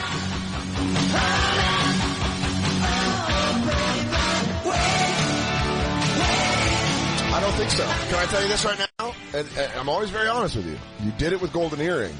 Not with this. It's a YouTube video. You're not getting it. You're not getting a whale in your ear. Yeah, here. This is the... It's different. Nope. I don't like the vocals. Oh, jeez. I'll say it. And I know he's Swedish. That's my homeland. I'm going there in June. Sweet, I know. See the Queens of Stone I'm going Age. to get me a Viking Queen. QOTSA. QOTSA. Look at that hump, though. Nice hump. Great hump. Those guys know how to At do the it. Bonfire God, they SXM live on the Twitter, life. we'll tweet out the video for White Lion, which is not White Snake. I mean, if you are just making straight up rock and roll music these days, something in the vein of whatever today's version of that is, Yeah. it's a wrap, man. Like the world does. It's not raining pussy for you anymore. It's just not out there for you. No, you have to have a loyal wife. you have to be pretty sound at home if you're a rock star. I don't know what it is. There's just no one like. The only rock that gets play is stuff like... if you're an EDM DJ, it's raining pussy. Oh, my God. And if you're an EDM DJ, you're getting fucking crazy hot pussy. Do you know Netflix, a fantastic network who has produced the stand-ups season 1 and 2 to help my friends Dan and Joe List get their message to the world. I appreciate that. That. Two guys you're looking at eye to eye. I appreciate that very much. But they also have, recently added Kygo, or what is it, Kylo? They have a 2-hour performance. Kylo Ren? It's like a 2-hour performance of a fucking EDM DJ. It's the most packed concert I've ever seen for one person. Can we bring it up? I don't understand what first of all... They put Ken Burns' The West on. That's 9 hours. To go to this concert and do drugs and try to get pussy or whatever, I totally get. Yeah. Why they would release this on Netflix I'll never understand. There's a lot of youngsters out there. But it doesn't matter. But I get it, because watching a band's live concert, I used to like it would... different. Like Metallica put out... Different. You're watching a thing. You're watching a guy... in Japan or something that I watched. You might as well be watching a guy at a cubicle here. That's what I'm saying. That's weird. He's not playing instruments making you go like, wow, look at it. If my fucking fingers can move like that. They do close-ups to Zakk Wylde playing guitar at an Ozzy concert. You're like, how the fuck is he doing that? Like, how can you possibly do that skill? So this is the guy? No. This looks like a movie. Yeah. That's a movie. No, it's like, it's in recently added. It's a whole fucking concert. It's like Kygo. It's an X with like KYLO or KYGO. Now it's like shutting down. EDM's shutting this fucking show down, just like it always does. Fight me. Fight me. That's our new slogan. Oh, fun. Yeah. Have you guys seen Wild Wild Country on Netflix? What is that? It's pretty amazing. The Duplass brothers produced it's a documentary about this Buddhist. That's it. This like Buddhist Hindu religion that just bought land in Oregon and moved there, and then there's like 50 gun-toting Oregons that were like, no, you're not moving in here. I'm only 2 episodes in. It's the best thing I've seen since The Jinx. It's pretty amazing. Wild Wild Country? Yeah, it's like literally not believable. It's like one of those things where you're like, how have I not heard about this? Depending on how bad this fucking snowstorm butt fucks us, I might have to watch that whole thing. It's pretty amazing. It's like 6 hours long. I'm 2 hours in. It's blowing my mind. What's Ken Burns' The West? It's just a documentary they put out in the 90s. It's 9 episodes. Kevin Costner does the voiceover about the West, about America, the United States, like everything west of the Mississippi. Just how it was developed, Native American tribes, gold rush, the Spaniards moving into Mexico. It's fucking great, dude. My favorite. Maybe you should open your mind up to some more random pussy, Dan. Yeah, you're right. I don't know. I told Michelle that it's dad knowledge. Michelle Wolf. I go, I'm getting real heavy into dad knowledge. The gold rush actually affected everything all the way up to, I'm going to say, San Antone. No, a fascinating thing is San Francisco was started as a Spanish missionary. No, but I got Vecchione hooked. I'll check it out. I love Ken Burns. My favorite Ken Burns moment ever is when he was at Fenway for the 100th anniversary of Fenway Park, and he goes, I don't care what anyone says. The Boston Red Sox are the greatest organization in baseball history. It's like, they have like a history of racism. They've won no World Series for 85 years. The Yankees literally have 5 times as many championships. Like, 27 championships. Like, even the crowd was like, what? It's like, they didn't have a black player until 2001. You're like, what are you talking about? Is this guy fucking hammered? What the fuck is he talking about? The fucking Sox are good, but they're not the fucking greatest. Did you find it, Christine? Like, you're like, in what world are they even a good organization? Gary Glitter is one of the greatest sports musicians of all time. He was a pedophile. You're like, oh, yeah. Christine, bring up the Netflix screen while they're thinking. At Broncos games, they used to, the Broncos were like one of the first teams to play the rock and roll part 2, the bun, dun, dun. And then when it came out that Gary Glitter was a pedophile, it was so funny to see them try to quickly replace the song in Bronco games. Like, it went from like week 6 to week 8. They couldn't play this because this is like they would score and then the whole crowd would be like, I mean, it's a great sports song. Pretty great. I mean, it's killer. I mean, Elvis is a pedophile. What? Hey to Elvis. Yeah, you didn't know that? Presley? Yeah. Oh, you know, baby dear. Oh, if there's anything I like more than making hits, it's sucking on tight little pussy. Oh, man, nothing like seeing that little tiny dress over the back of my chair. Elvis, it doesn't matter what the age is. You're not supposed to suck on the pussy. There he goes. Yeah, you are. You suck on the pussy. You suck on the pussy? Ever. I think you lick on the clit a little bit. I can suck on it. I like saying suck pussy. I mean, Suck saying pussy? it's fun, but if you just go down there and go... You suck on the clit. It's a weird thing. Oh, you nibble on a clit. I can't. Flint Town was great. I'm gonna dive through a window. But bring up that Gary Glitter again, because that's getting me all fucking pumped to fuck some good. That's the new pedophile anthem. Where it's like, I have to go show her, Dan. Oh God, he's gonna hit her. Glue, play the abuse music. Oh, It kind of sounds like. Yeah, this is pedophile warm-up music. It's like, we're gonna go to this school. I think that you can still play the song. It's still a great song. I mean, so we fucked some kids. They still play Great Balls of Fire places. And they play a lot of Elvis, that's what I'm saying. Yeah. But right here. Man, this was such a great song, and they played it at every fucking sporting event. It really built up, too. It was fun. Yeah. It's a good crescendo, as they say. I once, in high school, I got the whole cafeteria to do it. Me and my buddy started doing the drums and the thing, and I started going through all the tables and going, da-da-da-da. Yeah, and it got like everybody did it. It was amazing. It does sound much better, though, with the crowd and not the actual production. Yeah, that sucks. Hey! Yeah, there you go.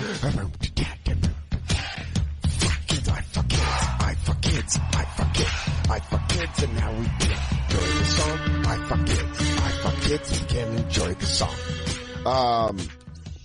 Immediately with Netflix special though, did you notice like right when it went up at 3 a.m. tweets started blowing up? I woke up because I stayed up till like 2:53 watching Real Time with Bill Maher, whom I love, and I think he's doing important work. And then it was almost time, and then Pete Dominic was on. Looking very pink shirt. Looking very adult, Pete Dominic. Look good. Yeah. But so you fell asleep right before your special premiered? I went to bed. I was like, I can't. I don't want to. I'm not gonna watch it. It's people. I appreciate people watching it. I'm glad they watch it. Oh, is this the DJ guy? There's a guy with a cowboy hat. He's kind of performing. Yeah, but the show's the DJ. I mean, these people. This is a football stadium. Fast forward through it, Christine. Because that's where I see what it is. They're there to see the DJ. Is that Seal? Looks like it's Seal. Do you remember the guy that got you kicked out of the AV club? I do. On the Onion? But I mean, it looks so easy to be a DJ. Yeah. Well, there's a couple here. Well, what's crazy about that is like I look at like a DJ, like an actual DJ, like Cypher Sounds, who's been on the show, buddy of ours, and he's like a legit like can spin records like well and did it for a long time. I know, but that's still like it's the job of a party starter. Yeah. Not. I think Cypher Sounds would find it odd if people were like, hey, man, we're going to fill this theater because people just want to hear you mix that Biggie song into that Lil' Kim song. Ooh, I kind of want to see him do that. No. It's great. It's what they open up. He opens up he DJs for the Impractical Jokers, the stadium, the one at the Garden he did. Yeah. It was awesome. My man, Cypher Sounds. Y'all will get off the stage. But y'all could just watch Cypher Sounds. He's going to be up here fiddling and twiddling. I got an oxygen tank. I got to lay down. Should we find out about, because Danny's hung on there the whole show. Danny. Yeah, let's get to Danny. Someone stormed the stage at Dr. Phil taping he went to today. Hey guys, Crackle, what's going on? What's up, dude? So you went to a live taping of Dr. Phil. You're on with Joe List, comedian extraordinaire. His new special's on Netflix. You should watch it. Hi, Danny. I'm definitely going to watch it. And just quick shout out to my friend Rose who introduced me to the Bonfire. Thank you, Rose. I didn't realize you were British. This has got a whole lot of class here. Australian. Fuck no, dirty criminal. I'm kidding. Hey, Australian, Dan, you fucking coont, y'all. Oh, hey, that's not how they talk. Send me some of those caramel koalas and we can get over this. I will. So I went to a Dr. Phil taping just purely because I've heard you guys make fun of it so many times. Yeah, I shit on Dr. Phil McGraw a lot. Yeah, exactly. And anyway, I also had heard that you guys interviewed someone who did a weed edible and went to a taping, so I was like, oh, that's a great idea. I'll do that too. It was very stressful. Being around that energy with the people who love Dr. Phil And they're like, oh yeah, I tried to get tickets last week and I couldn't. And I'm really high, and it was really, really stressful. But anyway, how bad, Danny, would it have freaked you out if in the middle of taping goes, I don't mean to alert everyone, but I think someone's on drugs here, and we're going to go through the crowd and find out who it is. I turned to my wife, who was so upset and angry with me because she told me not to do the weed cook, but I was like, I have to do it. I need to experience it. But she was so angry at me, and I turned to her, and I was like, I just started freaking out, and I was like, do you reckon he's going to be able to tell I'm on drugs? I love it. Psychology. Yeah. I'm going to psychology you out. So anyway, we get in there, and it's very strange. The taping's really strange. They don't give you a warning or anything. He just kind of comes out, because I've been to Conan tapings and stuff, and they usually have a warm-up guy. Yeah, Jimmy Pardo. Really. Absolutely. But they had a warm-up guy, but he didn't, there was no instructions or anything. He just kind of started throwing free shit out. And anyway, a guy stormed the stage during the warm-up guy, and the warm-up guy was like, he's nice and he's gracious about it, and he was like, hey man, you can't do that. And then he left. But anyway, then the show starts, and he's got his first guest on, who's just some chick talking about she's got this super juice that can heal cancer and stuff, and he's just grilling her. He goes, yeah, I know. While she was on the stage, the same guy, who obviously, now I think about it, must have had a mental disability, he stormed the stage, and Dr. Phil, and this is why I was like, I've got to call the Bonfire, because Dr. Phil gets up and goes, where do you think you're going? And he's like, oh, I want to get on and try the juice. And he's like, no, why don't you go and wait backstage? Real gangster.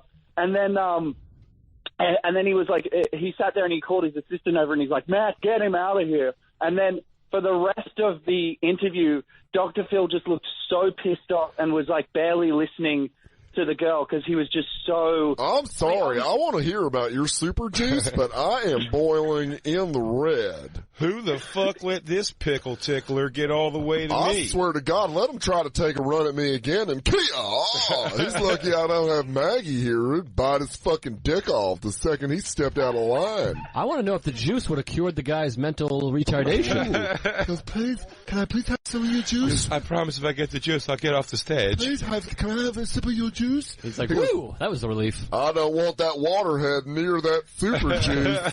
I'm not trying to have these 5 heads get cleared of their problems. You fix the symptom. You don't fix the problem. Well, Danny, thanks for calling in. I hope. Thanks. Oh, sorry, go. Oh, I was going to say, I hope it makes the air. I would love to see it actually on an episode of Dr. Phil. I think they'll cut it out because he actually he took a second to reset himself and he was so frazzled. So I reckon. Do you know what's going to air so we can watch? I want to see if we can see in the episode that he's frazzled by it. Well, probably I don't know. We recorded 2 episodes, so probably 2 days from now or something. I'll send you the link. I'll tweet it at you guys or something. So I know it's the one. Yeah, do that. My juice raped my stepdaughter. No, that's not Dr. Phil. That's Steve Wilkos. That's Steve Wilkos. He's all about pedophile and rape. Yeah, right. Dr. Phil's more about Dr. Phil is here's a juice to make your daughter not a whore. Yeah. You drink this grape juice and your daughter's pussy seals shut. It just closes right up. It closes up into itself. It closes faster than a costume store in New York in November. Like an inside avalanche. Yeah. All our inside push just comes and blocks the hole out. He goes, we're going to implode that puss. What if I told you we're going to take her puss off? And I've got just the juice for you. I know. The juice is loose. Danny, thank you so much for the call, buddy. Thanks for calling in. All right. Thanks, guys. Joe List's brand new special on Netflix, season 2 of The Stand-Ups, is out now. Streaming. It's on the main page. Go check it out. And his podcast, Tuesdays with Stories with co-host Mark Norman, is available on iTunes. You can also catch Joe at the Ann Arbor Comedy Showcase in Michigan, April 5th through the 7th. And then at the Tacoma Comedy Club in Tacoma, Washington, April 26th and April 27th. For tickets and other tour dates, go to comedianjoelist.com. Joe, we love you. Thank you. I love you guys. Thanks for having me. I appreciate it. Jay, I love you. I love you too. Hopefully God willing. God willing, we're live tomorrow. If There's not, a blizzard coming, they're saying, but I'll do all I can to get here. Me too. And, if not, we're still doing a live Thursday show. That's pretty sweet. Yeah, that's right. This week we have a live Thursday show. It's pretty sweet. And then next week, of course, Los Angeles. all live from Los Angeles with some fun guests lined up. Yeah. I know we have somebody coming in already that I'm super excited about. Me too. Which I can't wait for. And I told Lou we're going to be Skyping with Lou so we can keep eye contact with our Lou's while we're here. Yeah, we're going to miss our Lou's. I don't like not having our Lou's by us. I don't like not having our Lou's either. But we love you, motherfuckers. We have 24 hours from now to let Christine's wounds heal. I worked her over in the corner pretty good there. Don't worry, guys. I was here. It's body shots. It's all body shots. Congrats, Joe, on the special, and we'll catch everybody tomorrow. Crackle, crackle. Crackle, crackle.